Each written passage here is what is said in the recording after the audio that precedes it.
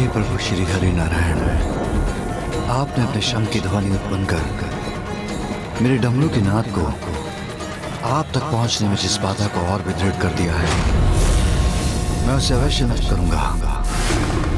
फिर उसके लिए चाहे मुझे अपने अस्त्र का प्रयोग ही क्यों न करना पड़े, अपने अस्त्र का प्रयोग ही क्यों न करना पड़े।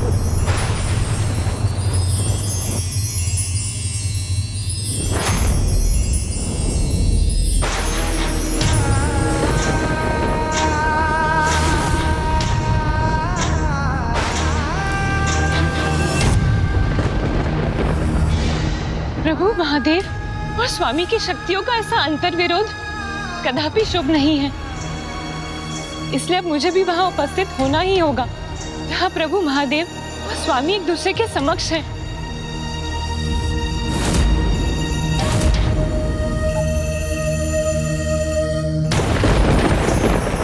इतना अद्भुत प्रकाश!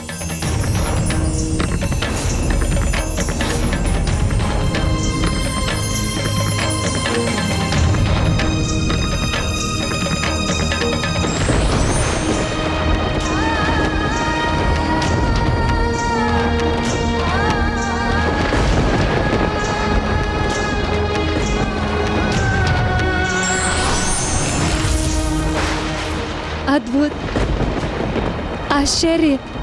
प्रभु महादेव और प्रभु श्री हरि नारायण के सौम्य रूप में उनके दर्शन करने का अद्भुत सौभाग्य प्राप्त हो रहा है हमें।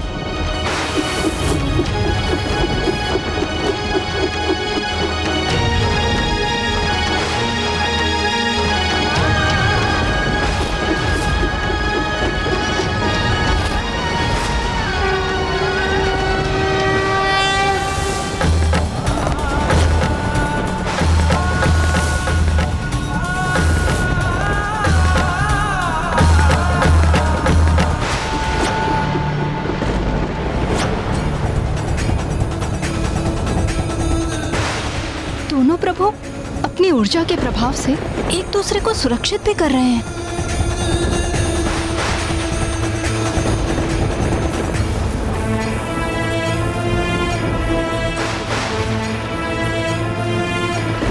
निस्वार्थ प्रेम का कितना अनूठा उदाहरण है ये। भले ही श्री हरि नारायण सब कुछ भूल चुके हों, किंतु उनके अंतर मन में अभी भी महादेव के प्रति अगाध भक्ति और प्रेम है, और कदाचित इसीलिए उनका ही अंश उनके विरुद्ध जाकर महादेव को रक्षित भी कर रहा है।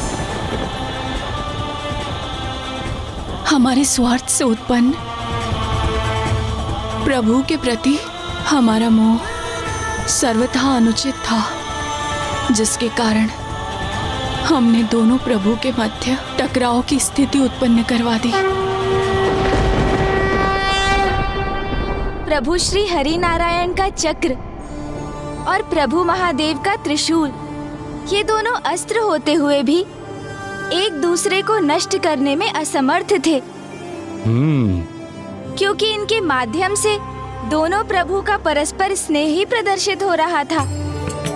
इसीलिए इनके टकराव से जो प्रकाश उत्पन्न हुआ, उसने पंच सुंदरियों के भीतर लोभ और मोह के शेष विकारों को भी नष्ट कर दिया, जिसके कारण वो अनुचित मोह और अटूट स्नेह के भेद को पहचानने में समर्थ हुई। किंतु प्रभु, मैं अभी भी एक दुविधा में हूँ। यदि प्रभु श्री हरि नारायण और महादेव के अंश एक दूसरे को रक्षित कर रहे थे, तो फिर भी आपस में युद्ध क्यों कर रहे थे? ये इसलिए मूषक जी, क्योंकि प्रभु श्री हरि नारायण को अभी भी कुछ स्मरण नहीं आया था। वो तो पंच सुंदरियों को दिए हुए वरदान से अभी भी बंधे हुए थे, और जब तक वो उस स्थिति से बाहर नहीं आते, तब तक उस युद्ध को रोकने का कोई उपाय शेष नहीं था। और अब इस युद्ध में वो होने जा रहा था जिसे कोई नहीं टाल सकता था। एक ओर मेरे प्रभु महादेव ने पशुपतास्त्र का आवाहन कर लिया था, तो वहीं श्री हरि नारायण ने अपने नारायण अस्त्र का, वो नारायण अस्त्र जिसमें समस्त ब्रह्मांड की समस्त ऊर्जा संचित है।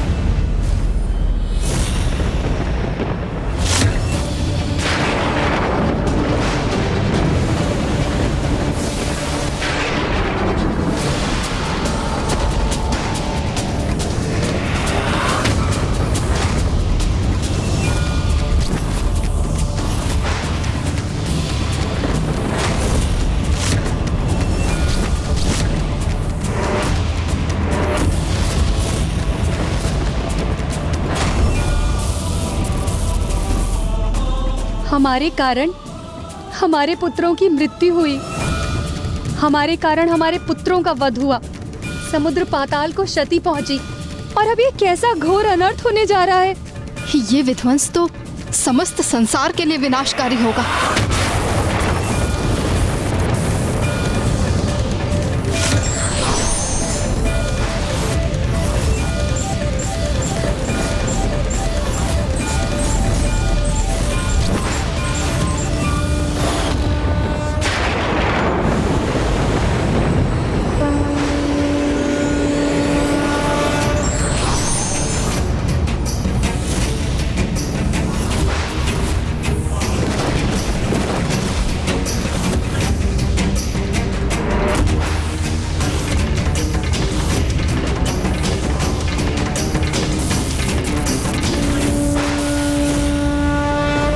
मैं आपसे संघर्ष तब तक करता रहूंगा जब तक कि आपकी स्मृति लौट नहीं आती श्री हरिनारायण।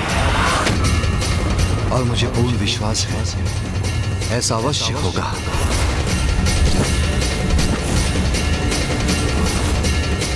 वो पशुपति अस्त्र जिसमें जगत के समस्त जीवों की ऊर्जा समाहित होती है, उसका प्रयोग अब नारायण अस्त्र के विरुद्ध होने जा रहा था।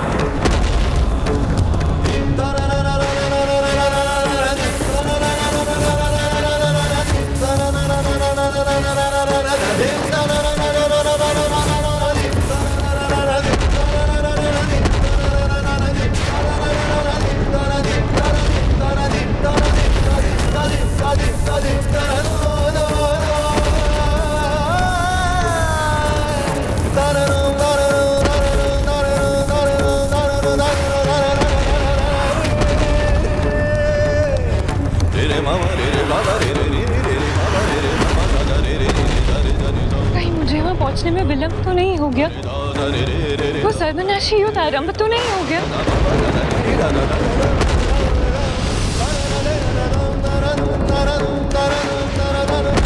हमें शीघ्र वहां पहुंचना होगा।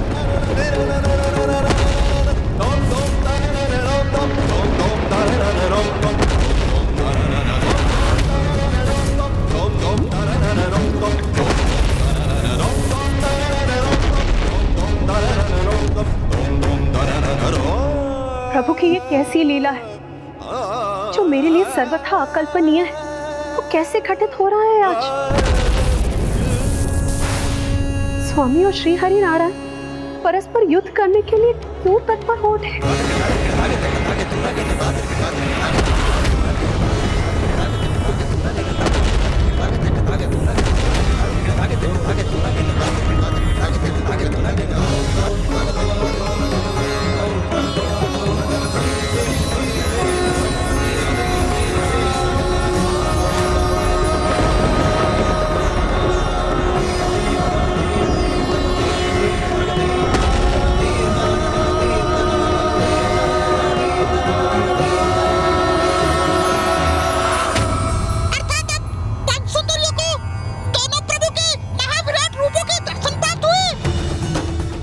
मूषक जी, क्योंकि उनके भीतर के अंतिम दो विकारों अर्थात मद और मात्सर्य अर्थात ईर्ष्या के भाव के भी नष्ट होने के कारण उनका हृदय अब सर्वथा पावन हो चुका था। और ये सत्य है कि जिनके भीतर ये विकार होते हैं वो तो किसी में भी प्रभुत्व के दर्शन करने में असमर्थ रहते हैं, और जो अपने सभी विकारों से मुक्त हो जाते हैं उन्हें कण कण में प्रभु के दर्शन प्राप्त होने लगते हैं। और अब वही हो रहा था उन पंच सुंदरियों के साथ।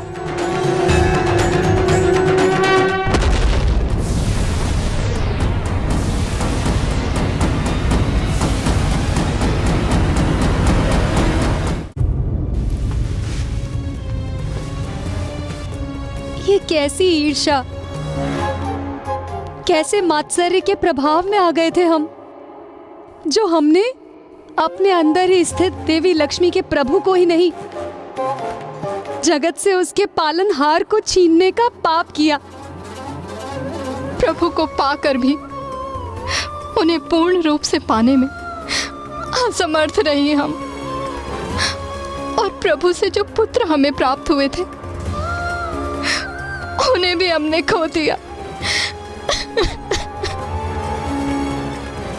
देवी पार्वती ने सत्य ही बोला था। हमने स्वयं ही अपने विनाश को आमंत्रण दिया है। जिस प्रकार स्वार्थ से की गई सहायता पुण्य नहीं होती, उसी प्रकार छल से प्राप्त किया गया वरदान तप का फल नहीं होता। हे देवी पार्वती, हमने पूर्व में आपका सुझाव स्वीकार नहीं किया, इसके लिए हमें क्षमा करें। हमारी पूर्व की मूर्खता, हमारे अहंकार, हमारी ईर्ष्या, हमारे अनुचित मोह के लिए हमें क्षमा करें। इस अनिष्ट को भी रोकने में हमारी सहायता करें देवी, हमारी सहायता करें। हमारा ये करबद्ध निवेदन स्वीकार कीजिए देवी, स्वीकार कीजिए देवी। मैंने तो पूर्व में ही कहा था, ऐसी भूल मत कर और अपने दोष के लिए प्रभु से क्षमा मांग। मुक्त कर दो श्री हरि नारायण को अपने वरदान के बंधन से और लौटा दो उनको उनकी अर्धांगिनी देवी लक्ष्मी।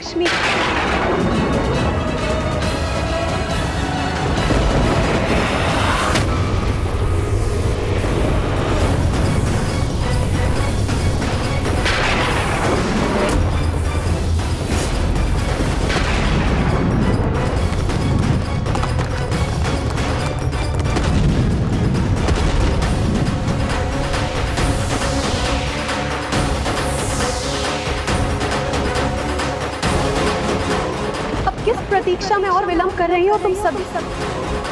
लौटा दो श्री हरि नारायण को देवी लक्ष्मी को मुक्त कर दो उन्हें अपने बंधन से।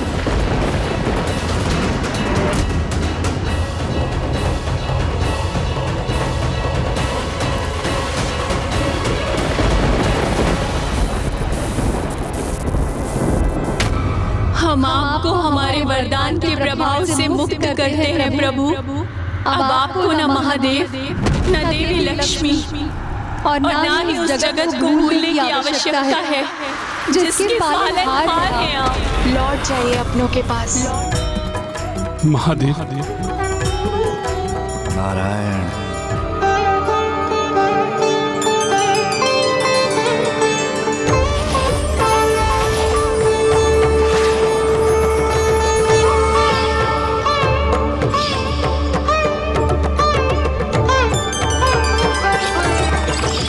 देवी लक्ष्मी।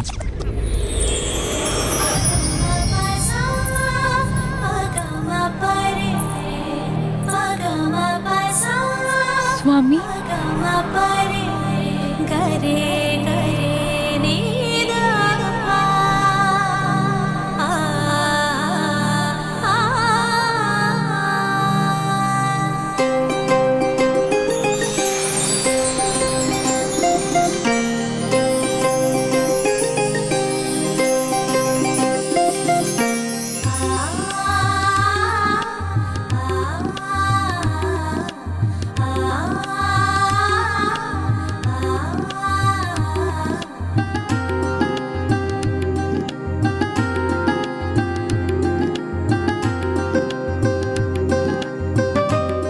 स्वामी,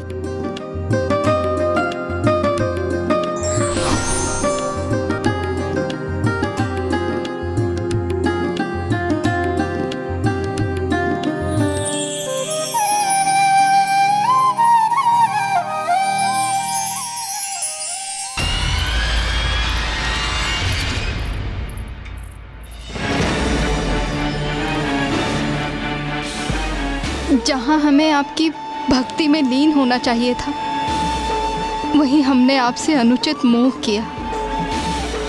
जहाँ हमें बहन लक्ष्मी की प्रसन्नता पे आनंदित होना चाहिए था, वहाँ हमने उनसे ईर्ष्या का भाव रखा। हमें हमारी इस भूल के लिए और इस बड़े दोष के लिए क्षमा करें प्रभु। क्षमा करें प्रभु, क्षमा करें, क्षमा करें प्रभु, क्षमा करें।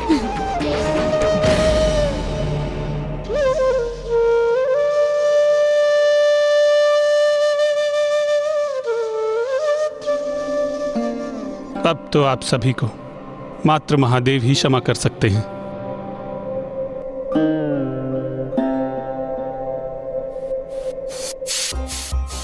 हे दयानिधान, हे प्रभु शिव शंकर, हे महादेव, हमने आपका अपमान करने का दुस्साहस किया है, घोर पाप किया है हमने आपको, प्रभु श्री हरि नारायण को उनके स्थान पर ले जाने से रोकने का अपराध किया है।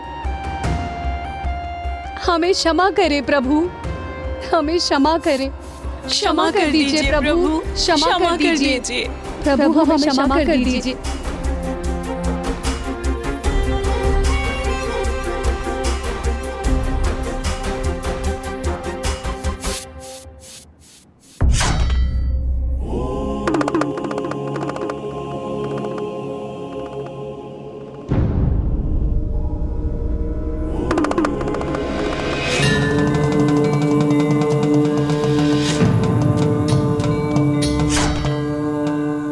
जो अपना नहीं पराया हो, उसके प्रति मोह का अर्थ मात्सर्य अर्थात ईर्ष्या, और मात्सर्य का अर्थ तो विनाश ही है।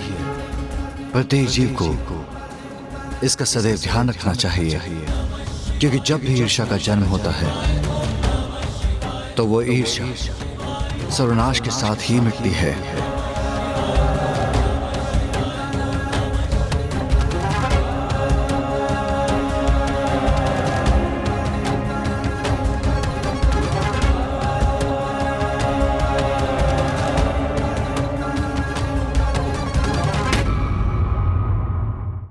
तो इस प्रकार मेरे प्रभु शिव शंकर शंभू के वृषभ अवतार की कथा पूर्ण हुई। अर्थात प्रभु ने अपने प्रभु वृषभ अवतार से उत्तम जीवन का एक नवीन सूत्र स्थापित किया कि कभी भी किसी पराई वस्तु अथवा व्यक्ति के प्रति मोहित नहीं होना चाहिए और ना ही किसी भी प्रकार की ईर्ष्या को अपने हृदय में स्थान देना चाहिए, क्योंकि जो पराया है वो कभी अपना नहीं हो सकता। अब हमें प्रभु वृषभ की स्तुति करनी चाहिए।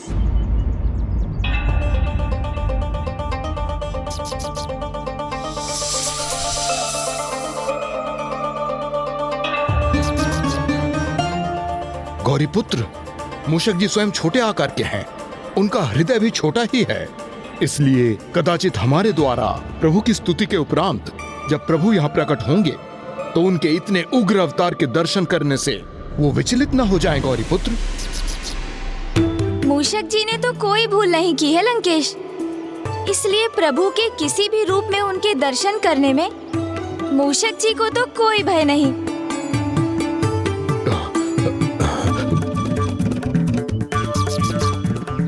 किंतु गौरीपुत्र,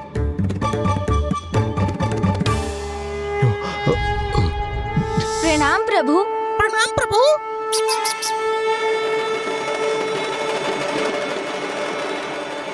लंकेश रावण का भी प्रणाम स्वीकार कीजिए प्रभु।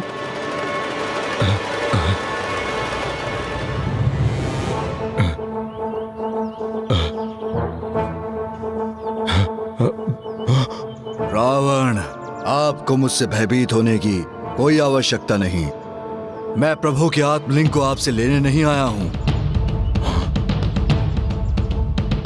मैं भयभीत नहीं हूं प्रभु, क्योंकि मुझे ज्ञात है कि मेरे प्रभु के आत्मलिंग को मुझसे कोई नहीं छीन सकता और शीघ्र ही मैं इनके साथ लंका नगरी भी पहुंच जाऊंगा, क्योंकि इस वन के उस पार कोंकण है और वहीं से कुछ दूर सागर तट और फिर मेरी लंका। आज के सूर्यास्त के पूर्व ही ये लंकेश अपनी नगरी में होगा। आप भूल रहे हैं लंकेश, तट के निकट पहुंचने पर भी नौका का डूबना संभव है और फिर यहाँ जो कुछ भी पराया है वो तो पराया ही रहता है।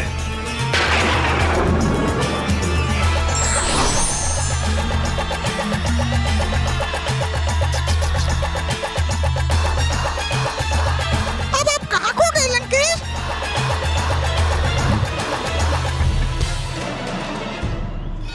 आप ऐसे स्तब्ध क्यों रह गए लंकेश? मूषक जी ने तो आपसे मात्र इतना ही पूछा कि आप किन विचारों में डूब गए। मेरे विचार से गौरीपुत्र, अब यहाँ मूषक महाराज का कार्य संपन्न हुआ, इसलिए अब इन्हें यहाँ से लौटना चाहिए, अन्यथा ये हमारी गति मध्यम कर देंगे और मुझे शीघ्र लंका पहुंचना है।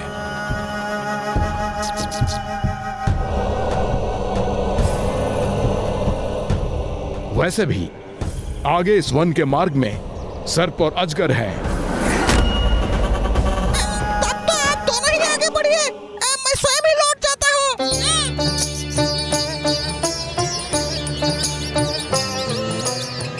मूषक जी, ओहो, मूषक जी तो गए।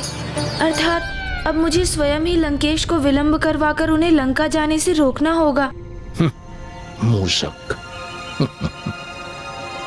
लंकेश, जल ग्रहण कीजिए।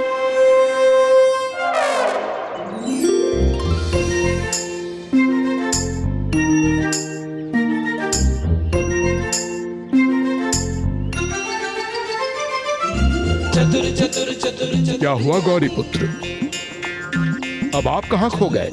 मैं तो बस इसी को लेकर चिंतित हूँ लंकेश कि कहीं प्रभु वृषभ के वचन सत्य ना हो जाएं।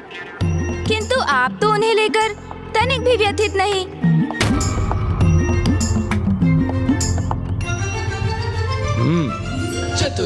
मुझे एक बात बताइए गौरीपुत्र, प्रभु अपनी संपूर्णता में किस रूप में प्रकट होते हैं? प्रभु के समस्त रूप, समस्त अवतार तो एक ही हैं, किंतु महादेव ही देवों के देव हैं, वो ही सर्वोच्च हैं। उचित कहा आपने, क्योंकि वो ही महानतम हैं। और अब ये भी बताइए मुझे कि संसार में प्रभु का महानतम भक्त कौन है? महादेव के महानतम भक्त लंकेश, परशुराम जी।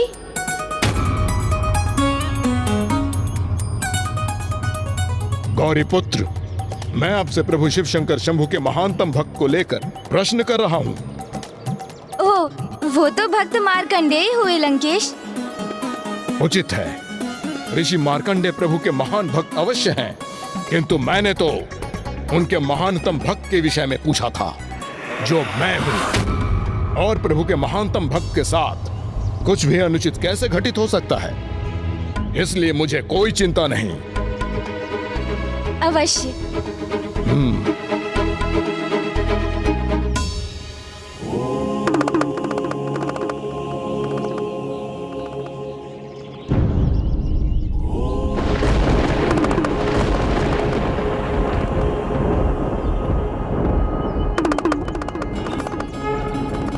और देखिए गौरीपुत्र, मेरे प्रभु शिव शंकर शंभु तो सदा मेरे साथ हैं। उसका प्रमाण आपके समक्ष है। प्रणाम पिताश्री। और प्रभु के इस कृष्ण रूप के दर्शन से मुझे उनके कृष्ण दर्शन अवतार का स्मरण हुआ है। आइए, अब मैं आपको प्रभु अवतार की अगली कथा सुनाता हूँ। अवश्य लंकेश, चलिए।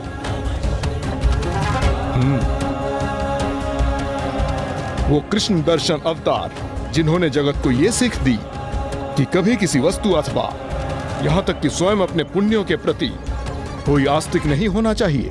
ओम नमः शिवाय, ओम नमः शिवाय, ओम नमः शिवाय, ओम नमः शिवाय, ओम नमः शिवाय, ओम नमः शिवाय। मैं शब्द अहंकार का सूचक है, इससे स्वयं को सदैव ही दूर रखना चाहिए, क्योंकि एक भक्त की महानता वो स्वयं नहीं अपितु संसार ही नियत करता है।